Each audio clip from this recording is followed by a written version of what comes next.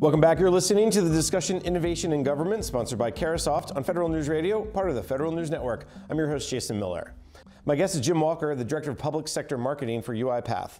Now, Jim, before break, we were talking about why 2018 was the year of pilot, and we got to move into 2019 and really get some savings out of it. But with any new technology, and any time you start saying, let's jump in, not just knee deep, but let's get waist deep and shoulder deep, you got to worry about some challenges, some potholes. From your experiences working with agencies, what are some potholes, what are some challenges that you commonly see? So I think the first thing we were seeing a year ago was a lot of the business end would go to a conference and they would be surrounded by other businesses and they would say, leave your CIO out of it. Don't bring your CIO in, they just mess it up. Well, they don't have FITARA that has a legal responsibility for your CIO to be responsible for software. And I quite frankly don't know how you would build your server and build your workstations for your bots without your CIO. The act of training the bot to do finance work or training the bot to do procurement work, that I think is a business activity, right? But the actual getting it on the system, getting it on secure, having everything checked is a combined and collaborative effort. And the agencies that are doing that are getting to the table, getting it served up, and starting to have a robotics program versus the ones that get started and then the process pulls them back. I think it's interesting because I think a lot of people believe that training the bot's a technology thing too, right? Well, I don't understand this technology. I can't program software. Is that kind of maybe a misnomer that people think that UiPath or your competitors take care of that end of it? Hey, what do you want it to do? Again, column A, column B, do column C. You guys can take care of the software side of that. Right. So agencies have a choice, and you know there's a lot of experiments going on right now. But the post office has trained their own staff, and they are building all of their activities. There are other agencies that have said, let's bring in an integrator, right? And we've got some great partners out there that have well-trained staffs, and they're bringing them in to say, automate these things for us first. There's that hybrid model that we were using at the NASA Shared Services Center initially, where we thought about bringing in an integrator and having them over a period of time, but also having them train our organic staff, right? And so you really need to look at the model that works best for the culture that is at the agency, but there's definitely no need for, this is not a level 4 software developer task. I think that's interesting to know because I think from someone who covers technology, who spends a lot of time with technology, I have no clue what goes into creating a bot. But I want to get into the workforce in a little while, but is one of the challenges, one, trying to do it yourself, or two, not doing it yourself and just throwing it over the fence to either the CIO or the vendor saying, just make this do A, B, and C. Is that another challenge you see? It could be. So let me tell you how simple we think it is. So UiPath prides itself on saying that we want to democratize robotics. So we have an academy that anyone in the world can log on to, sign up, and learn to build bots. We started last night in downtown DC at an organization called biteback.org. They've been in the DC area for years. They train people who have been displaced to do basic computer technology and train them to be call center agents. We started last night with a wonderful group of 11 people who at 6 p.m. on a Tuesday night I figured would be dead tired. When we finished up last night at 9 o'clock, they were as excited as they were at 6 o'clock. Right? And we are taking them through the business analyst role and eventually through the developer's course, right? With an opportunity based on what we hear from our integrators for an opportunity for jobs for those students who are successful in this, because our integrators can't find enough trained developers to do this. Keep wanting to take me down on the workforce, but I'm just trying to make sure we hit all the potholes. Is there another one that you've seen recently? Is there anything on the contracting side? Is there anything on the data side? Because one of the, as I've done some research and reported on the use of RPA, there's a concern about whether it's the right process, or there's a concern about do we even have the right data for the bots to process. Right. Do you see those as hiccups? Yeah, so you could make the argument that your data is corrupt or not clean, so you're going to wait. But why not use the bot to make all your data from today forward clean? And you can use another bot to start cleaning up that data. It's the wait attitude that seems to be lost opportunity right now. Why not automate some simple processes and free some people up to go work on that data problem? Right now, they're busy doing that necessary work of the data and not, let's get the data cleaned up. I think it's huge because so many times in government, there's at least a feeling was we got to wait till it's perfect or wait till it's the 80 to 90% solution. And what you seem to be saying is in many ways, sometimes the 50% solution is okay, or even the 30% solution. If all data from today going forward is clean, then that's an important step forward versus, well, what about all this 5 years of data or 20 years of data we have to worry about? Right. I think that type of thinking doesn't always come through in the government. When you have those conversations with federal executives, do they get it, or are they still like, whoa, but what about all this data back here? Yeah, so lots of them do. The Treasury Department's executives are really forward-leaning on this. GSA's CFO, falls over his skis with it. He's so excited. It's a great story. Yeah, very much so. GSA. Yeah, and there's the whole waterfall mentality that everything is in one thing after the other. But a few years ago, when this phrase of agile came up, I would just say it's flexible. But if I have a process where I could automate all of the emails that come in so that no person has to open an email, that's only going to take me a week or so to get completely done and tested.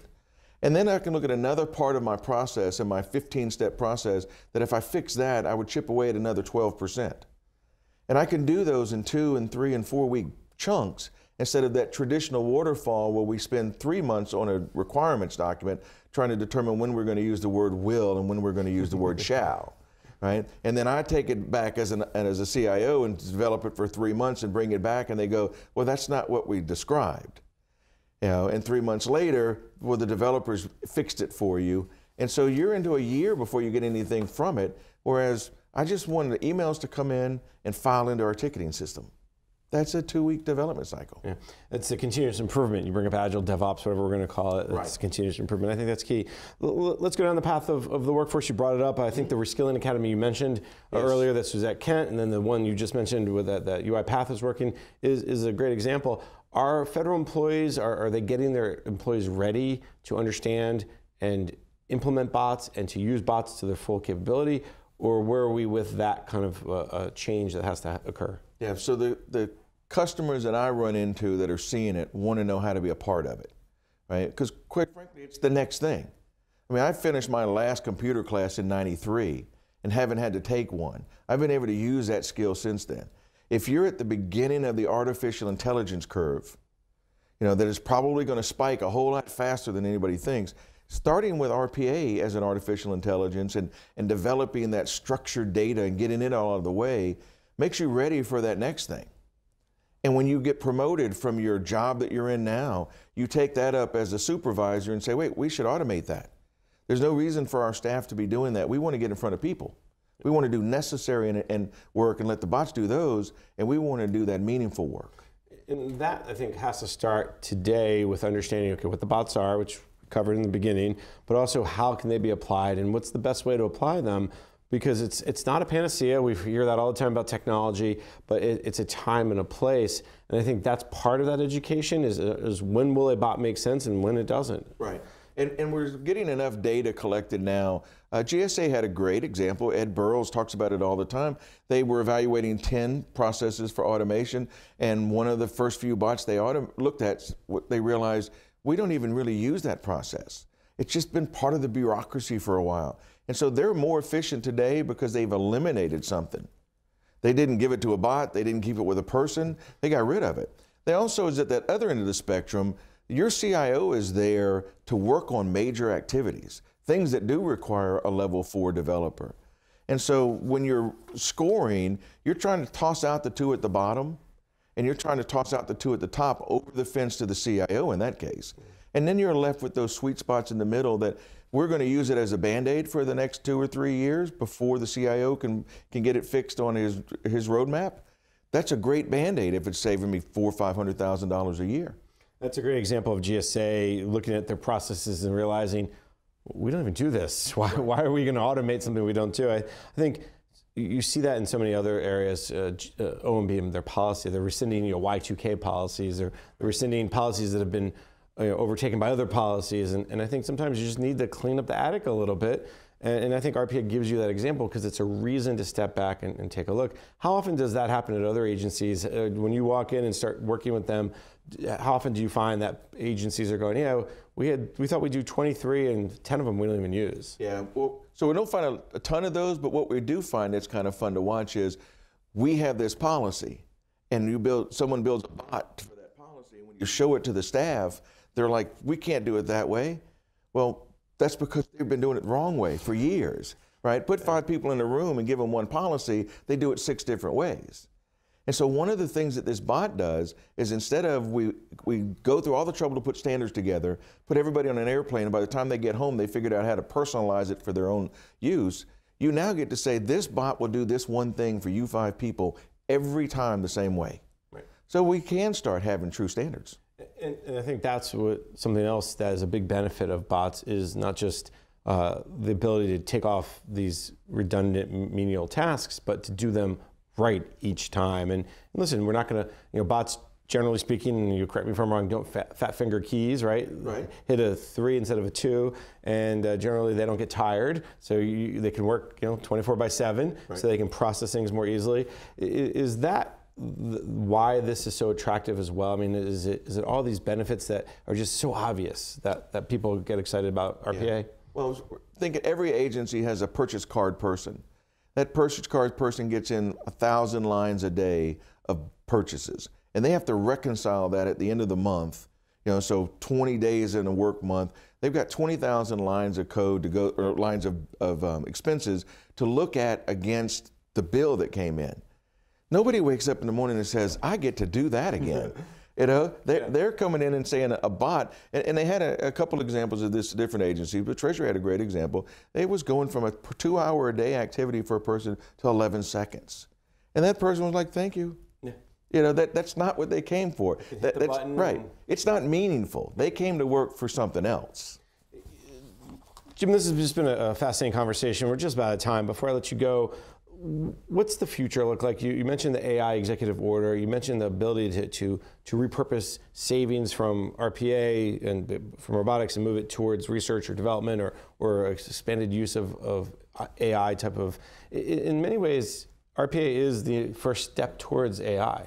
Yes. Talk a little bit about what you're seeing when you explain that to agencies. Yeah. So I do see a lot of agencies saying, well, if RPA is good, AI is further along and it's better. Yeah. And we talked in the break. If I'm waiting to buy a new car when a self-driving car is available, I need to know who's my mechanic because I'm a ways off from that. And so artificial intelligence and self-driving cars are the same. But I have a cruise control in my car today, and I can use it anytime I want to. And if I'm on a long drive today, I'm going to save gas money by using my cruise control. So I think that given what we're seeing coming out of the White House and the efforts to have the academy, to retrain people and things that we're seeing at agencies, that we should see this year truly the liftoff. Everyone's been talking about the hockey stick, right? And so we've been running along the bottom of that stick, but this should be the year of that curve where it's straight up and agencies are saying, my goodness, we've doubled our capacity.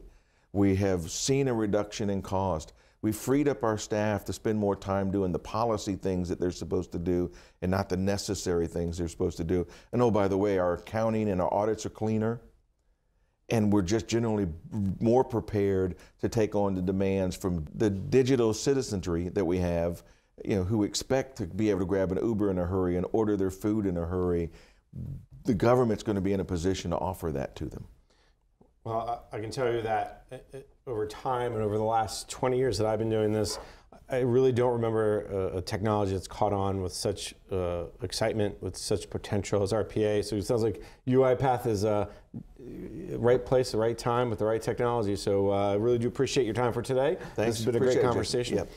Let me thank my guest, Jim Walker, Director of Public Sector Marketing for UiPath. Jim, again, thank you so much for your time. I'm Jason Miller. You've been listening to the discussion Innovation in Government, sponsored by Carahsoft on Federal News Radio, part of the Federal News Network. For more on this discussion, visit federalnewsnetwork.com and search innovation.